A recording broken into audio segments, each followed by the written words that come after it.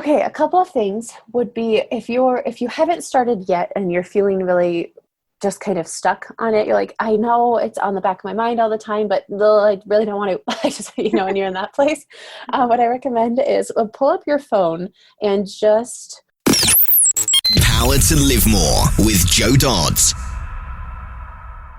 Welcome to the Power to Live More podcast, all about productivity, organisation, well-being, energy and resilience.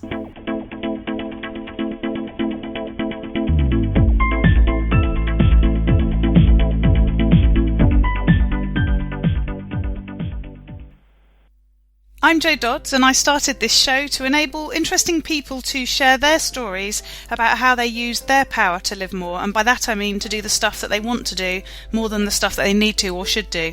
It's about creating a life for yourself where you have the energy, health and space to be happy and fulfilled, spending your time as you'd like, whether that be at work, home or somewhere else entirely. That's your choice.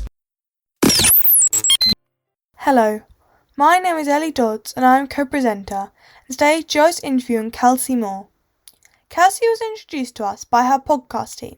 She was a great suggestion. Kellsie Moore is an actress and video presence coach for purpose-driven entrepreneurs, helping you look, sound and feel great on camera. She helps them craft their unique message in a way that creates a powerful and authentic connection to their audience through video, so they can stand out from the crowd and become a magnetic brand. Everything she coaches stems from a personal development perspective to help her clients become more natural, comfortable, charismatic and confident in front of the lens to make the impact they desire and finally enjoy doing video. Back to the studio. Today I'm interviewing Kellsie Moore of KelsieMoore.com. Welcome Kellsie, thanks for joining me. Thank you so much for having me. So start by telling us who you are, what you do and crucially where you do it. Yeah, thank you. So I'm Kellsie Moore. I'm in Denver, and I often feel like when it's not COVID times, that I'm in California because I'm out there so frequently for events and everything. And then this year I'm like, wow, I actually really live in Denver. Like, I'm going to go explore. And it's actually been kind of cool every weekend. This is a quick tangent, but every weekend, basically, my husband and I have taken little mini road trips to explore little part of like the Colorado mountains, and really genuinely appreciate where I'm from a little bit more, which I don't think I had really prior to this year.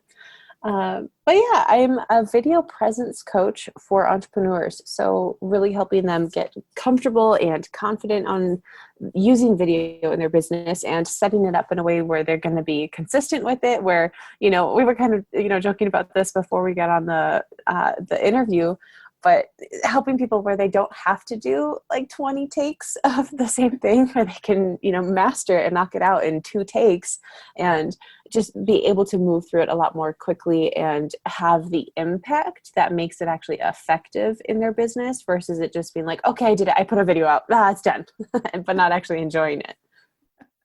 Excellent. I'm so glad you're joining me today. Regular listeners and people who know me well will know that video has never really been my thing. Although, as I said to you, I think I'm not too bad at doing it when I actually do it. Right. But yes, which is awesome. I am the 25 take woman, which is why I like doing things with other people, because you just do it once, job done, and then you move on. Yeah. Or live. It's true. It's exhausting. Like, it's very draining to do that many takes of something. Mm-hmm. Well, and then you get into that whole sort of law of diminishing returns, that the more you do it, the worse you get. And then you end up using video 2 in the first place. Right, exactly. Like, never mind, that was the best one. Like, we're going back. And and part of how I teach people to help them kind of navigate that situation is part of my training as a professional actress is we have to be able to, do really about a minimum of about 9 takes of a scene with, the same strong emotions, still experiencing the lines for the first time, creating genuine connection with the character and the scene, and, doing everything we can to make our scene partner really shine. And so taking that training, and when we put it on to business and our own content that we're creating, we have these different skills that we can build in to help us be like, okay, I'm going to kind of create these pre-decisions if I'm going to be showing up with this different type of energy in this take, in this shot, with this conversation, and this is like my goal of the scene, so that you can have a lot better monitored control of your energy displacement, which is going to really help you determine how many takes is it that you actually need or want. Yeah.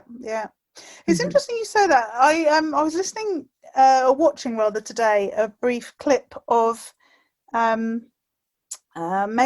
Markle, or the Duchess of Sussex, and obviously Prince Harry, or he's not called that probably anymore. I don't even know what we're supposed to call them nowadays. I know what the titles are.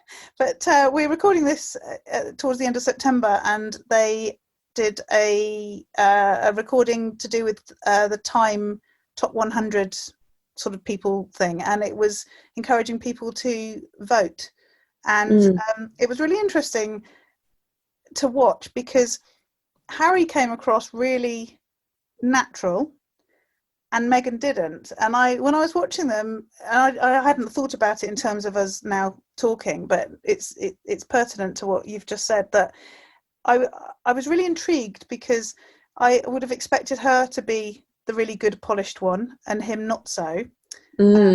Interesting. However, it was the opposite way around, and I've been wondering what was playing into that. And from what you've just said as well, I wonder if, I mean, obviously they're both under lots of pressure, and I think probably her more so from a media point of view. Poor girl. Yeah. Happened. And I'm not one of the people who don't like them. So I'm positive to most people anyway, I have to say. I know, I don't understand why. But, I was looking at them thinking, she's probably feeling really awkward in the first place. But then I'm thinking, but you're an actress. And then I'm thinking, but exactly what you've just said, maybe her head wasn't quite in the game in terms of the role she was supposed to be portraying. Whereas Harry is Harry. He is who he is, and he's learnt to present himself over years as him. And she's now not the actress, and she's not her either, because of the pressures that she's under. And I just thought it was really interesting how they came across, and it wasn't what I expected. I think that's so interesting. Actually, I'd be super curious to watch that clip. But you're right. I mean, it's like Harry's probably had media training, yes, throughout his life, and a lot of actors you'll see, and especially on like their social media channels and stuff, they're super awkward, and because it's a lot of like, how much do I show of who it is I really am, and they have such a public persona that doing something a little bit more intimate, which then is very different, for us as like home coaches and consultants that are kind of building our persona and our presence online through our business, through that avenue. But it's a different set of skills. It's a different training set to learn media skills, interview skills, how to present on camera in a professional sense and in a business sense versus in a performative sense. And what's cool is when you're a personal brand, you're the coach of your business, and you're building your company online, is you're doing both essentially at all times, where you're blending in your authentic persona, your actual self, with the business professional version. This is why I do what I do. Like, there's such a specific training and skill set that can be brought into this, that not many people really realize the difference, how to do it, and especially not how to teach it. Where you're learning, the interview skills that are maybe on media camera, like press interviews, things like that, podcast style, even though a lot of this is auditory. But then, creating your own content and your own videos and leading the conversation. We were kind of talking before, and we should get into this a little bit more, about, having a monologue versus a dialogue. And in our videos, when it feels like it's just us showing up, and how do you find that balance of being your authentic self and portraying the character and the role of CEO, of boss, of the professional, without being like a news anchor where you're really stiff and a frozen smile or a stern face on as your expression. Like, we have to be putting in our true, genuine personality in a way that's going to still play to the camera and serve our audience. Yeah, and that's sort of one of the beauties of being a sort of a one-person organization and being your brand. You can decide who you want to be and be that person. It's not like when you work in a bigger organization and you have to sort of toe the line and you have to get your tone of voice right and all that sort of thing. You have that power, and I guess the starting point is to know that and to live that, to feel comfortable being whoever you are, and then it's about how you sort of present that to other people, isn't it? Yes, very much so. I was watching a video of me actually only yesterday. I'm doing some speaker interviews in advance of a seminar series that I'm involved in organising, and I did the first one yesterday, and contrary to what everyone else does, I think I do always watch back and listen back to what I do, and I was thinking, oh no, you were laughing and giggling too much in that bit, which is something that I always got accused of doing in my corporate days when I was quite young, when I was in my 20s. I used to get told all the time that I giggled too much, and I needed more gravitas and all that sort of stuff. No, giggle more. I know, exactly. And do you know what? One of the things about me and my personality and people who know me is that I do laugh and smile. A lot of people, comment on it all the time. And, I'm a lot older now than I was when I first started in work, and I'm very comfortable with that. And actually, even watching the video, although I sort of started to criticize myself, I thought, no, that is you, carry on. Yes, exactly. I mean, it's all what is serving your brand, and sometimes we can have our sort of isms, the little things that kind of come up, especially when we feel the pressure of a camera looking at us, that can be really distracting and can pull focus, from our energy and from our intent and message. But most of those things are like our little quirks and things that help share our personality, who it is that we really are. That's the stuff that's innately polarizing. That's going to help our audience to know if we are for each other or not. So it's very helpful. Yeah. So let's sort of backtrack a bit and talk about how you ended up doing this. I'm just imagining, you sort of at school thinking about what you might do in the future. I can imagine actress might have been an option, or we're probably supposed to say actor nowadays. I can't see, video coach for entrepreneurs potentially being in there. How did that all work? Right. Definitely a position I'm pretty sure I made up. But it was like, you see a need for it. And I'm like, wow, this is actually something I'm fantastic at. That's great. Let's go make that a thing. And no, graduating, I never took my desire of being an actress or actor. I am impartial. I don't care, whichever one I'm referred to as any sort of potential actual career or future. And so I took a couple of classes, but really it was kind of growing up. I was a theater kid, and then any school project we would do it as a film project. I did a lot of film stuff in high school and just completely loved it. But then college, I was like, okay, well, time to, learn other stuff. And like, that's not a real option. And just kind of let it go to the wayside.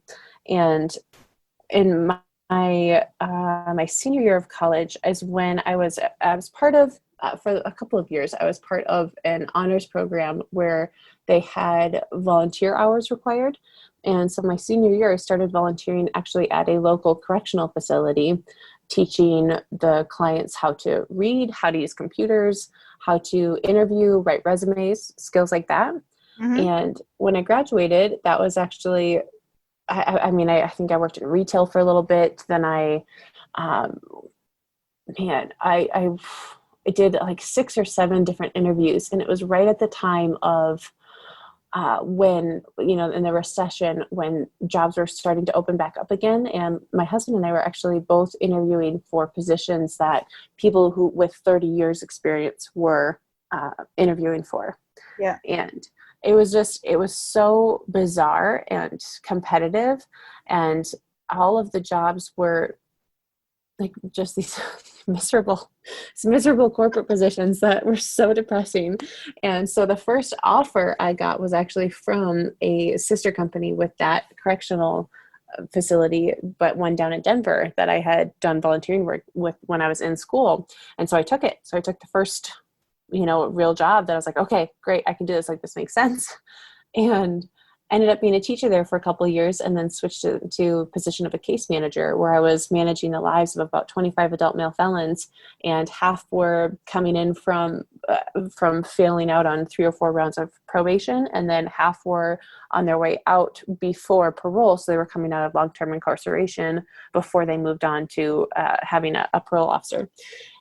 Then they would be mine. So that was my first clientele. And so whenever I have stories like referencing clients, I'm like, well, it depends on what story I guess we're telling, what type of client we're talking about. Yeah. And honestly, that led me down such a depressed, angry, cynical, bitter path. And I had one night that was particularly explosive and unpleasant experience with the client. And I had a moment there after we de-escalated the situation where I was sitting at my desk, and it was it was as dramatic as possible, where the rain is leaking in through my window. It's about 9:30 at night. It's dark. I'm in an old, gross tuberculosis hospital, and I just feel completely depleted and just so hateful of everything. And I was like, why did I choose this? Why is this my life? Why am I doing this? And I sat there and I started writing down a list of things that used to make me happy, of things that I used to love doing. And acting came up on there. That was one of the things that I wrote down, and travel was a big one that I wrote down. I was like, wow, it's been years since we've really gone on a trip.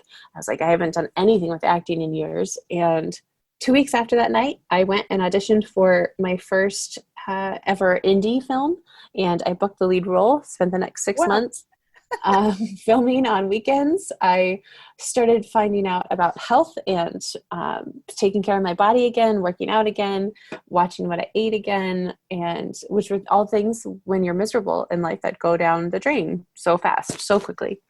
And I discovered personal development in a way where I learned about, what is mindset, what is growth mindset, and actually looking at my thoughts and questioning things, and meditation and mindfulness and all of these different aspects. And over the next few years, became a professional actress, represented in multiple states, and, working dozens of in indie films and commercials and industrials and so many projects. And while at the same time, I started learning everything I possibly could about online business, about the potential of the internet, like this amazing magical gift that, yes, can be used for evil, but it can also be used for good. And seeing the power of what we have at our fingertips and learning everything I could about that. And I started to form my first course, which was all about personal development and mindset and all of these things that had really saved my life and changed who I was as a person. But all the while, acting. And then I ended up actually filling in a spot at a studio here and being an acting coach for about 6 months. And that was really when the shift happened, where I was like, I'm spending all my time with entrepreneurs who are just like my favorite people. They're driven and passionate, and they're doers, and they get stuff done, and they're willing to do the hard stuff and all of these cool things. And everything I teach and think is kind of founded in this like growth mindset, spiritual growth, like development of who we are and our potentials. And that's really when it all clicked for me, that I wanted to help entrepreneurs that were terrified of this visual storytelling, the most powerful medium that we have, of using video in a compelling way to help them feel amazing and have the confidence of an actor, but being their authentic self in their business, and using video successfully to grow their work. Wow. It was quite a journey. The last part of that story wasn't what I was expecting. Oh no. But what an amazing sort of testimonial for taking stock of your life, writing a list of what you want to do, and getting on and doing it, and seeing those opportunities to come to life. That's such a great story. Oh, thank you. So how did you sort of transition from the acting to the helping the entrepreneurs? We've already, when we were just sort of talking about our Harry and Meghan example, not everybody who is good at acting is presumably, as you said as well already, good at video. Right. But as I say to a lot of my guests, starting a business as well takes certain skills and experience and sort of outlook and everything else, and not everyone is right for that too. What carried you through from the acting to the delivering of a service to clients?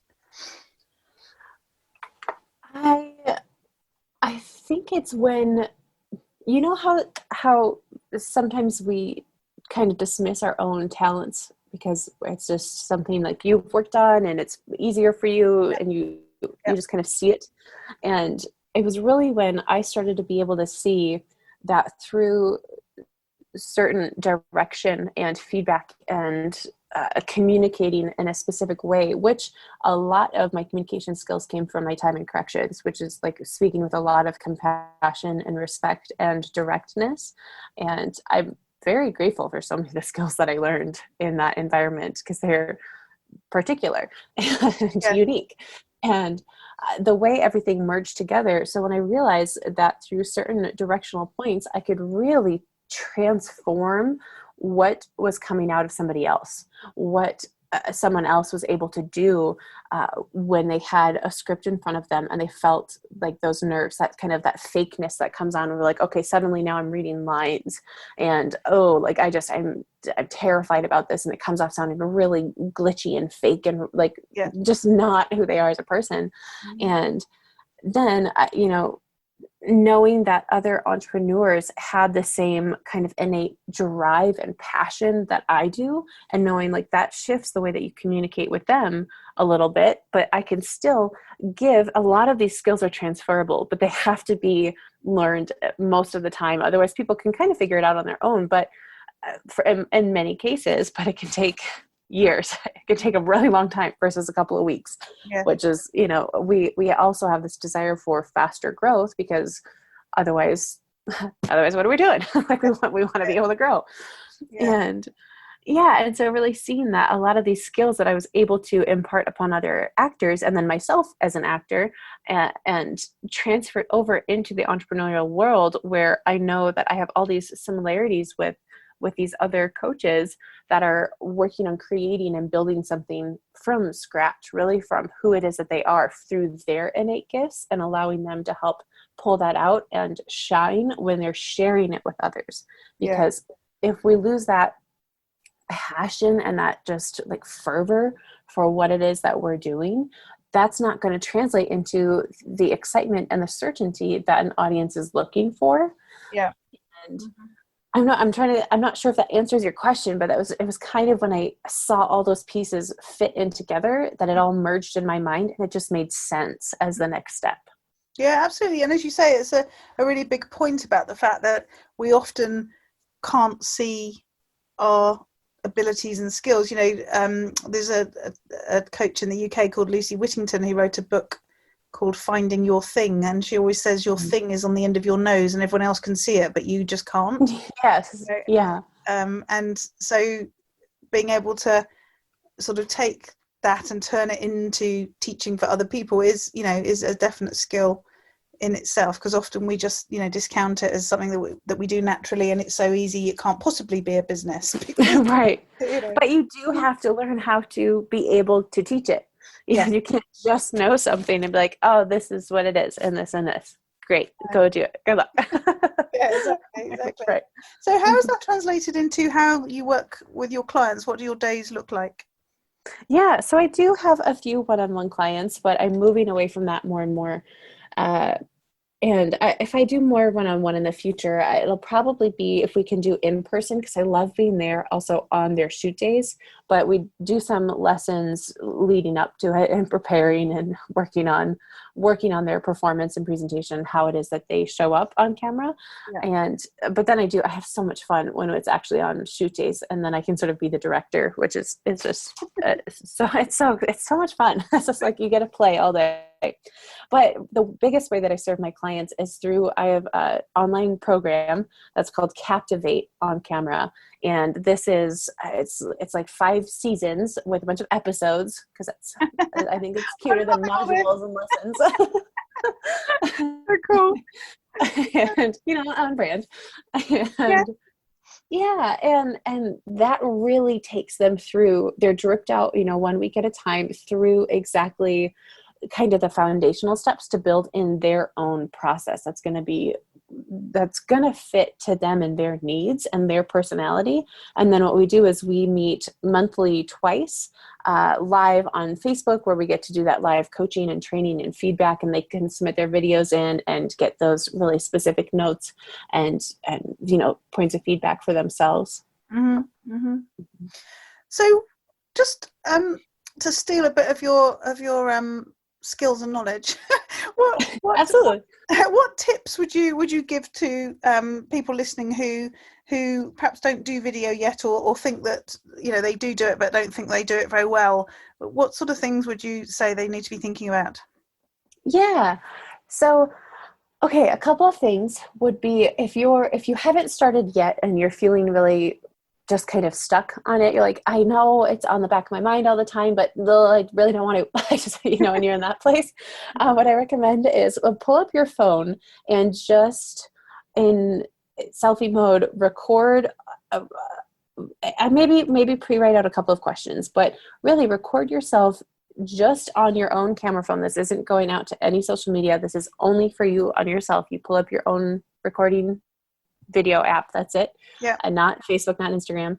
And you just sort of log out the answer to a couple of questions, like, why do you do what you do? That's probably the best place to start, because that's going to get you talking about really, what you're passionate about and why you're passionate about it. Yeah. So we want to start practicing pulling out those different passions and the way that you talk about things when you're just really excited about something, when you're just really on fire for it and you get lit up and you have that certainty around it. Yep. And then can move into kind of interview yourself, ask yourself a couple questions, like, what are a couple of tips to get started, and start practicing that private vlogging. And what I have my clients do is kind of watching their tone. So like tonality practice, where then you watch it back or even feel it in your body as you're going and see, okay, at what point did I move from my regular voice, my real actual voice that I sound like, into my performer voice, my little actory voice, and sharing something that's just not really like noticing and catching yourself. When are you moving into, it's usually a little higher pitched. It's usually a little more strained and uncomfortable. And it's really what I call the actor voice, which is not really true. So here's a little backstory on that, I guess. If you're an actor doing their job well, you're essentially experiencing the lines and the emotions for the first time, real as they're happening. And you're finding yourself in the character and in the story by becoming an excellent truth teller. You have to be able to find the truth within what it is that you're delivering so that it's real. And at least in the way that it's captured on the scene. So that's being, a good actor. So I don't mean to denigrate that term at all, but what would happen is, in my acting classes that I would coach, is I would be having a conversation with one of my students, and then we'd even practice their lines a little bit, go back and forth, and then they'd step in front of the camera and they'd pull their sides up, their lines, and start delivering it in actor's voice, where it's very performy, and it was really over the top and super bizarre. And so that's what I mean when I'm saying actor's voice. Yeah. It's a funny little character performance we put on that's disingenuous, that's disconnected, that's not really that real person. And so it's starting to notice that first and foremost within ourselves. When does that come up? And if you can build in that awareness of catching it, it's going to be easier to start turning away from it and going back to, oh, that's not my normal voice. Okay, coming back. Yeah, so that's a good one. It's interesting. I was just thinking, that video I watched of myself yesterday that I mentioned, I think I probably was slightly doing my acting voice. And I think that was born out of the fact that I was trying to look at the camera whilst look at the person I was talking to, which clearly we know is really hard to do on a computer because they're in places. As well as glance at my notes to see what my next question was, because it was my interview. I know exactly what you're talking about. So a couple of thoughts on that.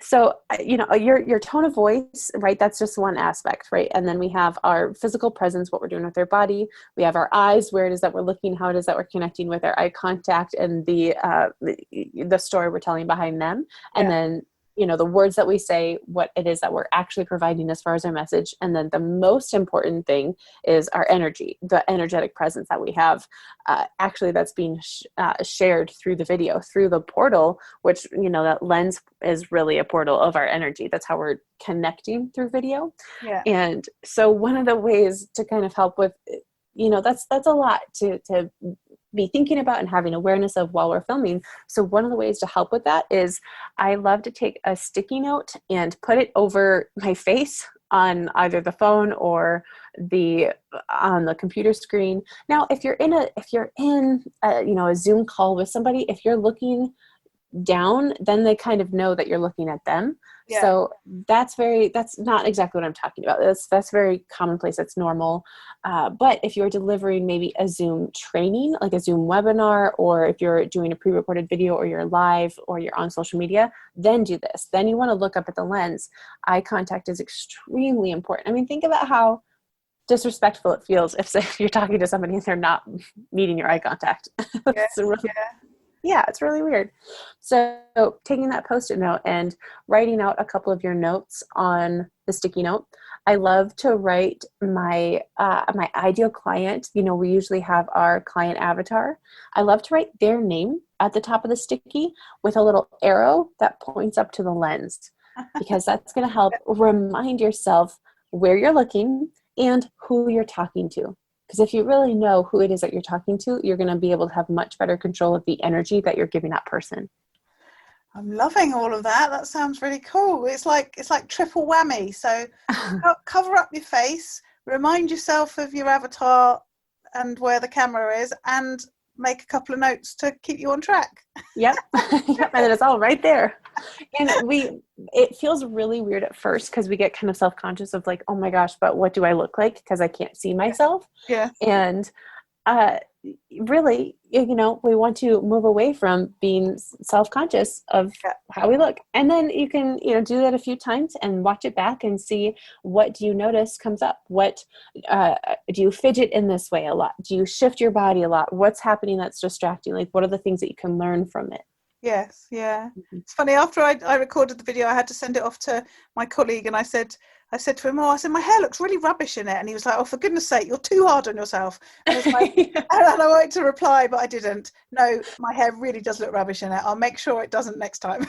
Right. There you go. Then, just tidy up your hair a little bit first before the next one. Exactly. So, what about how you sort of keep developing yourself? I mean, your work life has sort of changed remarkably over a period of time, and you have learned things as you've gone along. How are you keeping up to speed with things now? I mean, video changes all the time. There's new apps and goodness knows what comes in all the time, isn't there? And apparently, Did you know video's the next big thing? Oh, it is, really. I've been saying that for years. It is the now thing. It is going to just keep growing and expanding even more, but it is definitely right now the biggest converter online. And I think it's something like 84% of all traffic on the internet is video. So it's a big deal. Yes. But what's kind of a twofold answer, I guess, that is really what I teach, what I coach on is the skill within the self, which is if you can master your video presence, then all of the changes that happen are going to be less overwhelming, are going to matter and impact less. It's keeping up to date and sharing with my clients from like, okay, hey, Reels is now competing with TikTok. Here's a way you can be on both platforms if it serves you, if it serves your brand, if it makes sense. Here's maybe a good plan for creating consistent IGTVs, because Instagram right now is kind of the hub of where all social media directs and points back to. But YouTube is still, the second largest search engine. So it's figuring out what makes sense for someone's particular brand and goals, because for us to want to be on all of the different platforms and visible everywhere is not realistic, especially at the beginning. As you're growing, that's not going to make a lot of sense. So the way I coach it is to each quarter have one big primary goal, one next big focus. And it might take you a couple of quarters to fully develop that idea, but we're not going to set, these big goals where it's like, okay, I'm going to start and grow a YouTube channel and become huge on TikTok in the same month. Like that's going to be completely exhausting and not very realistic. And yeah, so really breaking down based on their growth plan, their brand, their vision, and their goals, what's going to make the most sense for them. And then I'll just share, as I learn the updates, it's pretty easy because I'm pretty active on all the platforms to at least be able to like, hey, this is a new thing. Check this out, see if you like it. But really, when we learn to have that ability within ourselves, that can be translated and transferred and taken onto any of the platforms and the apps. Yeah. So one final sort of technical question, live or recorded, YouTube, Facebook, Instagram, you obviously, as you said, there's loads of different options. I've just been thinking, as we've been talking, I really must get on and do this again now, right? I'm thinking, okay, I'll do some webinars. Oh no, I'll do some lives. Oh no, I'll stream to here. Oh no, I'll do that. Right. Yep, exactly. How do you do that one thing? Yeah. I really don't believe in doing things just because we think we should do them, but really rather because like, oh, there's joy in this. Something of this feels good. This really aligns with my goal and with what I want. And so if you want to have a bigger presence on Facebook Lives are going to make a lot of sense. If you want to be YouTube famous, you're going to have to do YouTube videos. If you want to grow a presence on Instagram, you have a lot of options really across all of these platforms, but it could either do lives or pre-recorded IGTVs. You can do reels, you can do stories, and there's, reels and IGTVs and lives are all going to help be marketing and introduce you to new people. And lives are still mostly pointed to your audience, but Instagram does promote them, so they will show them to some other people if it fits in the algorithm. But that's why if you don't do lives really consistently on Instagram, you're not going to get a ton of people that are going to show up on your lives. It's a great place to practice because you'll maybe get a couple people on there until you're really consistent with it, because it's mostly going to show to your current audience. And then your IG stories, that's pretty much only talking to your current audience that already knows you, likes you, trusts you. And that's just continuing to build and develop that relationship. And so that's a great way to do more casual videos showing behind the scenes content. And so you do have a lot of these choices. And so what I say is play with them, practice with them, take the skills that you're learning, as we work together, and then try it out for a week where you do lives for a while. Does this seem like this is going to serve your goals better? Or, map out your next couple of IGTVs and be consistent with sending those out. And it just really, if you have the goal of a lot of live engagement and you want to do a lot of Q&As, live is going to make more strategic sense. If you just want to be sharing some really like potent, high value video content where you're demonstrating your expertise, then IGTVs are probably going to make more sense. Yes. Yeah. Mm-hmm. Yeah. Lovely. Thank you. So last couple of questions. What about those days where it all goes horribly wrong? How do you deal with those? Oh, sure. That happens all the time. I mean, not all the time, but enough. Well, this journey is crazy and it's challenging. And I don't know. I think I will take the day off. I'll be like, okay, well, I tried. And go watch a movie, read a book, and chill, and just have some compassion for when stuff feels like you're just kind of stuck or in the challenge, if that's an option. If you're talking about the days when it all goes wrong, where it's like, because there's two different kinds, right? Where there's the kind of day where you're like, okay, this is just like all my like back end stuff is glitching. I don't know. This is all just, there's like 12 obstacles. It's challenging. And that's going to be the kind where you have to show up and just work through it, versus the kinds where it's like your energy is low and you just really need a day off and you need to rest and you're the thing that's creating the obstacle. You see, like those are two differences. So if it's the kind where it's like, the other day, Facebook and Instagram, because they're owned by the same people, completely shut down. And so, so many people were on live and it was all like, oh my God, what do I do? Okay, well, that's where you stay in the game and you show up and you just know that no matter what, you're going to be okay. Regardless, no matter what, you're going to be okay. And so you have options when something like that happens. All right, if Facebook and Instagram went down, no, they're owned by the same people. So switching from one of those platforms to the other isn't going to help. But you can wait a few minutes and see what happens, or you can send out an email blast to your people, because hopefully you're working on collecting emails, and send them a Zoom link. You can, try and switch over to YouTube Live, and you have these different options, but you can always reschedule. You can always wait 10 minutes and see what happens and do your best to send messages out. But if it crashed on everybody, then everyone's going to realize, oh, the platform crashed. It's not just you. Yeah. And so kind of taking that beat to assess and see, what is it that I'm in control of in this moment? What can I do? What are my options? And just take a deep breath and just keep moving through it. And know that we're in the business of solving problems. That's why we have companies, is because we're actively solving problems for people. So sometimes we have to do a lot of that problem solving for ourselves, and just show up and take it one step at a time, one thing at a time. But then having that awareness where it's like, okay, I have those days where, I'm the problem, and I just need to go chill and sleep and watch some movies. And that's it today. Yes. Yeah. Yeah. Lovely. And so what about those days where you get to live more? And that's where I say that you get to do more of the things that you want to do and less of the stuff that you don't want to do. What do they look like? Oh, I love that. I always feel that when, this may be going to sound cheesy, but it's really, I really mean it. I always feel that way on the days when I do my live trainings with my clients. I get such a high, such a rush from that. It is the best feeling ever, getting to, show up and not just, talk about me and my stuff, but finally be able to kind of dig into theirs. Like, yes, oh, I totally, I see where you're at. I see this. These are some things that you can do. Adjust this, and have that feedback be received and actually actionable.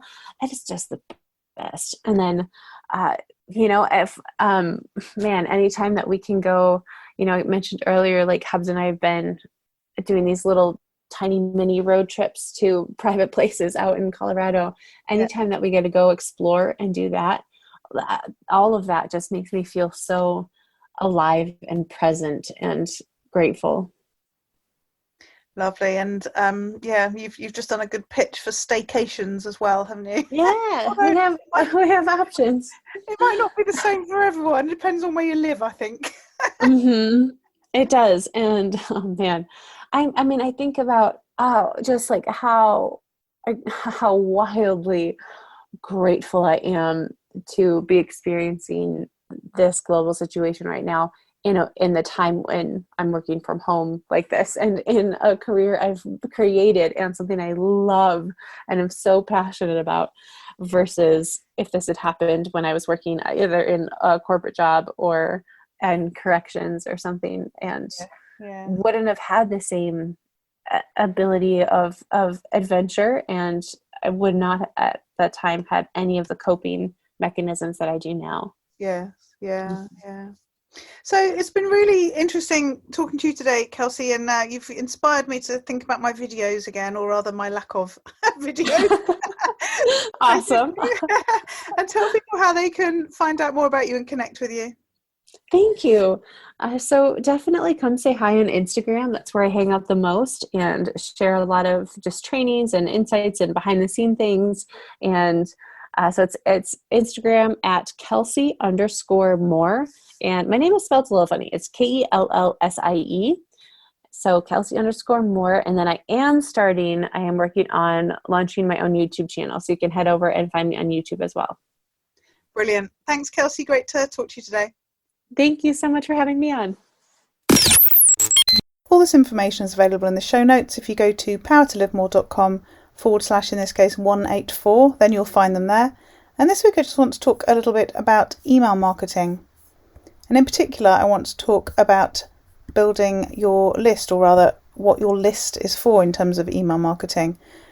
It's a list, yeah, but it's actually real people who've said yes to an offer that you've made at some point in the past. So for whatever reason, they've agreed that they want to know what you're up to, what's new with your business, be alerted to offers and other information that they're interested in.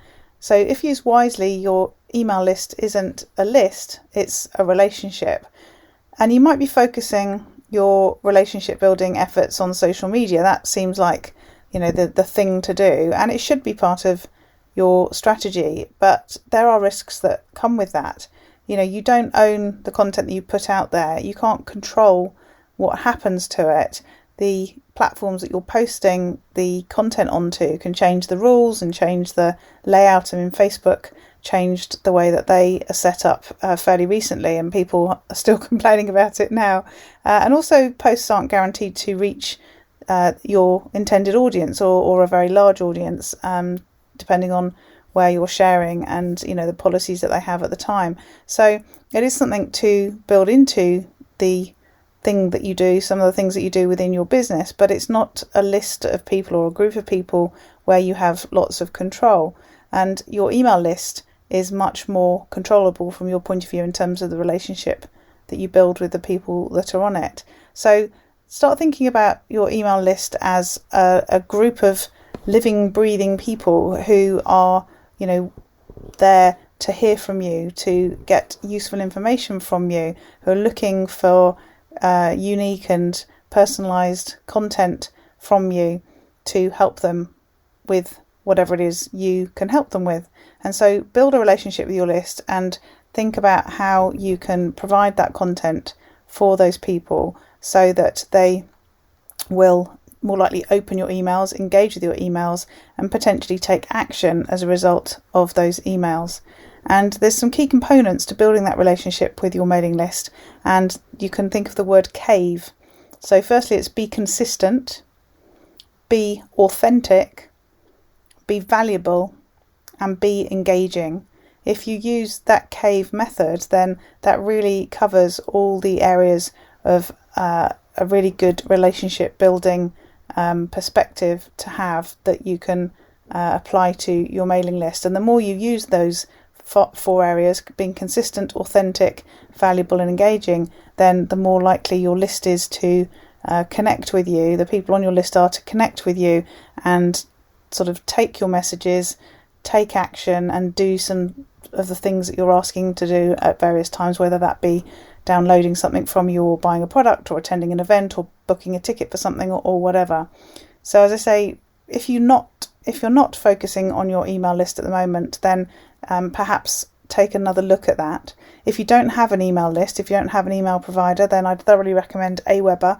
I'm an Aweber certified expert. If you go to joedodds.com/recommends/Aweber, then you can get more information about Aweber and what they do. And actually, for the first 500 subscribers, you can actually get a free account which gives you all the functionality that Aweber have, all the features they have and all the new features that are coming along, but you don't have to stop paying until you've got 500 subscribers. So that's worth looking at if you don't already have an email marketing list. But if you do have one and you're not really consistently emailing them with useful content, then now's the time to start thinking about that.